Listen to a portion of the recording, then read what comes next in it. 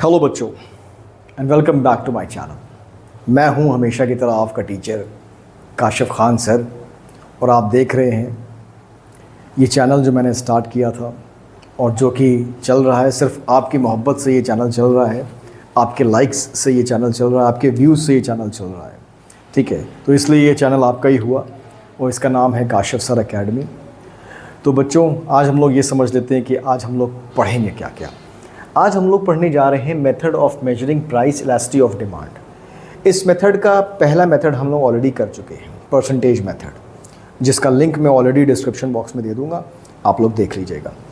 तो आज हम लोग पढ़ेंगे इसी method of measuring price elasticity of demand में जो दूसरा हमारा मेथड है वो है टोटल एक्सपेंडिचर मेथड। तो हम लोग टोटल एक्सपेंडिचर मेथड पढ़ेंगे। तो बिना टाइम वेस्ट किए चलिए जल्दी से शुरू करते हैं। So let's quickly begin the session.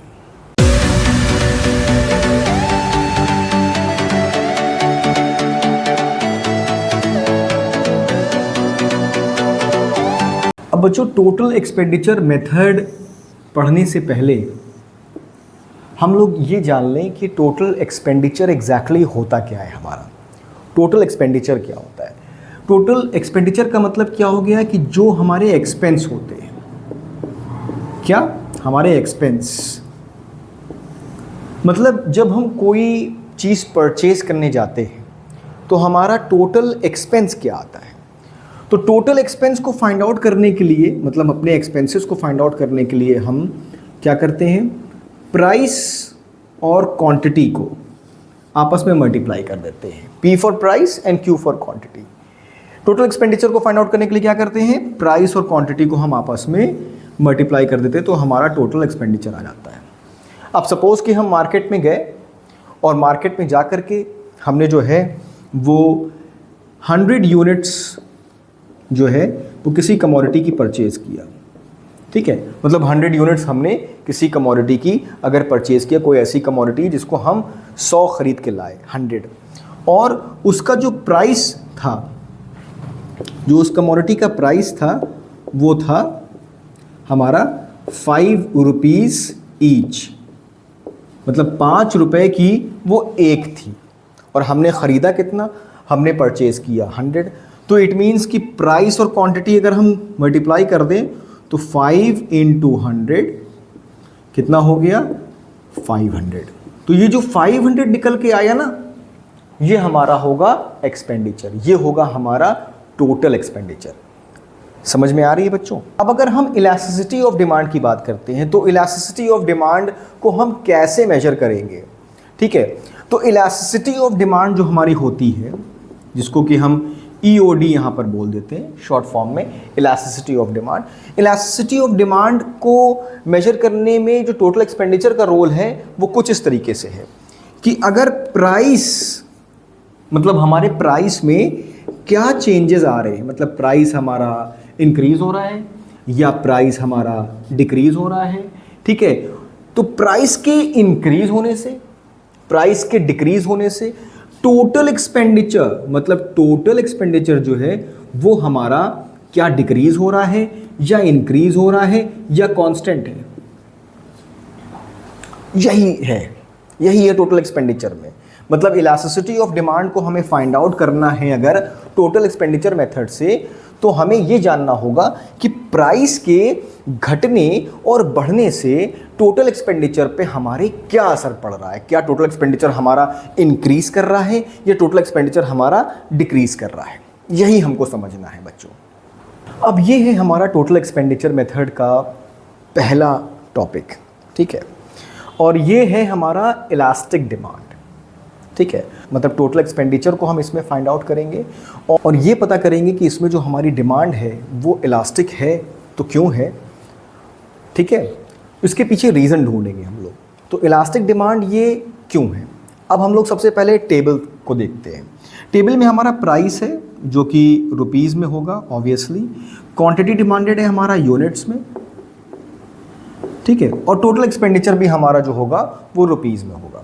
अब हम यहाँ पर देख सकते हैं कि हमारा जो प्राइस है वो 60 रुपीज़ है, और जब 60 रुपीज़ हमारा प्राइस है तो टोटल एक्सपेंडिचर हमारा कितना आ रहा है, 60 × 10 600। और जब प्राइस हमारा कम हो रहा है, ठीक है, 60 से 50 पे जा रहा है तो हमारा जो टोटल एक्सपेंडिचर है वो 650 हो रहा है, मतलब 50 इंटू 13 इज इक्वल्स टू 650। अब ये बता रहा है कि इस कंडीशन में जो हमारी डिमांड है वो ज़्यादा है। देख सकते हैं हम लोग 10 से 13 पे जा रही है, मतलब डिमांड हमारी इलास्टिक है। दैट मीन्स कि डिमांड हमारी ज़्यादा हो रही है। प्राइस कम होने की वजह से डिमांड हमारी ज़्यादा है, ज़्यादा हो रही है, मतलब 10 से 13 पे आ रही है। क्यों? क्योंकि प्राइस हमारा जो है वो 60 रुपीज़ से 50 रुपीज़ पे जा रहा है। और जब प्राइस हमारा 60 रुपीज़ से 50 रुपीज़ पे जा रहा है, डाउन हो रहा है, फॉल हो रहा है, तो टोटल एक्सपेंडिचर हमारा बढ़ रहा है। तो यहाँ पर क्या हो रहा है? टोटल एक्सपेंडिचर हमारा बढ़ रहा है और प्राइस हमारा कम हो रहा है। मतलब यहाँ पर प्राइस जो है वो कम हो रहा है और टोटल एक्सपेंडिचर जो है वो हमारा बढ़ रहा है। मतलब ये दोनों ऑपोजिट डायरेक्शन में जा रहे हैं। ठीक, अब आ जाते हैं ग्राफ पे। ग्राफ में हम क्लियरली देख सकते हैं वाई एक्सिस पे हमारा प्राइस है, एक्स एक्सिस पे हमारा क्वांटिटी डिमांडेड है। ठीक है, जब हमारा प्राइस 60 रुपीज़ है तो क्वांटिटी हमारी कितनी है? 10 यूनिट्स है। प्राइस कम हो रहा है, हमारी क्वांटिटी हमारी यहाँ पे बढ़ करके 13 हो जा रही है, 13 यूनिट्स हो जा रही है, 13 kg हो जा रही है। अब अगर हम एरिया की बात करते हैं, अगर हम इस एरिया की बात करते हैं, इस पूरे रेक्टेंगल की एरिया की बात करते हैं, ठीक है, जो कि हमारा OB है, ये वाला rectangle, this rectangle from this point two this point, ये पूरा अगर हम इस पूरे रेक्टेंगल की बात करते हैं तो ये पूरा रेक्टेंगल जो होगा, इसका जो एरिया होगा वो ज़्यादा होगा एज कंपेयर टू दिस। ठीक है, तो ये मतलब अगर हम OA के रेक्टेंगल की, OA रेक्टेंगल का अगर हम एरिया की बात करते हैं तो वो क्या होगा? कम होगा as compared to area of OB। मतलब ये वाले रेक्टेंगल का जो हमारा एरिया होगा वो ज़्यादा होगा और ये वाले रेक्टेंगल का जो एरिया होगा वो हमारा कम होगा, जो कि हमें ये बताएगा कि ये हमारी इलास्टिक डिमांड है। ठीक है, अब जो दूसरा टॉपिक है हमारा टोटल एक्सपेंडिचर मेथड में वो है इन इलास्टिक डिमांड। अब इसको इन इलास्टिक क्यों कहा गया है ये हम लोग समझ लेते हैं। तो जब प्राइस के कम होने की वजह से हमारा टोटल एक्सपेंडिचर भी कम हो जाता है, मतलब प्राइस और टोटल एक्सपेंडिचर सेम डायरेक्शन में जाते हैं, तो उस केस में हमारी जो डिमांड होती है वो इन इलास्टिक डिमांड होती है। अब यहाँ पर हम देख सकते हैं कि प्राइस हमारा 60 से कम हो रहा है, 50 पे आ रहा है, और क्वांटिटी डिमांडेड हमारी 10 से 11 पे आ रही है, मतलब 10 से 11 यूनिट्स पर हमारी क्वांटिटी डिमांडेड बढ़ रही है। लेकिन जो टोटल एक्सपेंडिचर है वो हमारा क्या है? वो 600 से 550 पे जा रहा है। ठीक है, इसको भी हम लोग ग्राफिकली समझते हैं। ठीक है, टोटल एक्सपेंडिचर हमारा 600 से 550 पे जा रहा है, तो इट मीन्स कि यहाँ पर जो प्राइस इलास्टिसिटी ऑफ डिमांड होगी वो लेस देन 1 होगी। ठीक, अब यहाँ पर प्राइस जो है वो हमारा 60 है। जब प्राइस 60 है तो हमारी क्वांटिटी डिमांडेड कितनी है? 10 है। और जब प्राइस हमारा कम हो रहा है तो क्वांटिटी डिमांडेड हमारी जो है वो 11 हो रही है। डिमांड तो हमारी बढ़ रही है, लेकिन अब हम इसका एरिया निकालते हैं। तो एरिया कैसे निकला? जब प्राइस 60 है, ठीक है, क्वांटिटी डिमांडेड हमारी 10 है, तो हमने इस पूरे रेक्टेंगल का एरिया निकाल लिया, इस पूरे रेक्टेंगल का। ठीक है, और फिर जब प्राइस 50 है और हमारा क्वांटिटी डिमांडेड 11 है, ठीक है, तो हमने इस रेक्टेंगल का पूरा एरिया निकाल लिया। ठीक है, अब हम इसमें कंपेयर करेंगे। ठीक है, तो कंपैरिजन कैसे करेंगे? 60 इंटू 10, इसका एरिया कितना आ रहा है? 600 आ रहा है, मतलब ये बड़े वाले पूरा रेक्टेंगल का। और इसका कितना एरिया आ रहा है? 50 इंटू 11, 550, इसका आ रहा है 550। तो यहाँ पर जो OA होगा वो ग्रेटर होगा एज कंपेयर टू OB। मतलब यहाँ पर OA जो हमारा ये वाला रेक्टेंगल है ये बड़ा है और जो ये वाला रेक्टेंगल है उसका एरिया छोटा है। तो इट मीन्स कि ये हमारी इनइलास्टिक डिमांड है।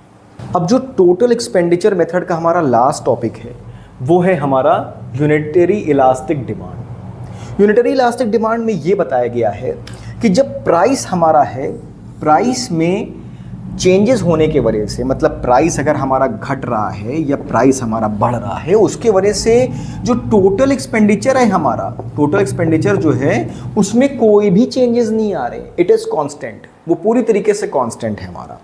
ठीक है, अब इसको हम लोग टेबल के हिसाब से समझ लेते हैं। टेबल में बताया जा रहा है, टेबल में यहाँ पर बताया जा रहा है कि प्राइस जब हमारा 60 रुपीज़ है तो क्वांटिटी डिमांडेड हमारी 10 है, यहाँ पर 10 यूनिट्स है, और टोटल एक्सपेंडिचर हमारा कितना हो रहा है 600।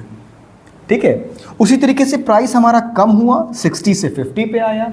जब 60 से 50 पे आया, क्वांटिटी डिमांडेड हमारी कितनी है 12 यूनिट्स है, और जो हमारा टोटल एक्सपेंडिचर है वो अभी भी 600 है। तो मतलब प्राइस के कम होने से या प्राइस के बढ़ने से जो हमारा टोटल एक्सपेंडिचर है उस पर कोई फर्क नहीं पड़ रहा है, वो कांस्टेंट का कांस्टेंट है पूरा।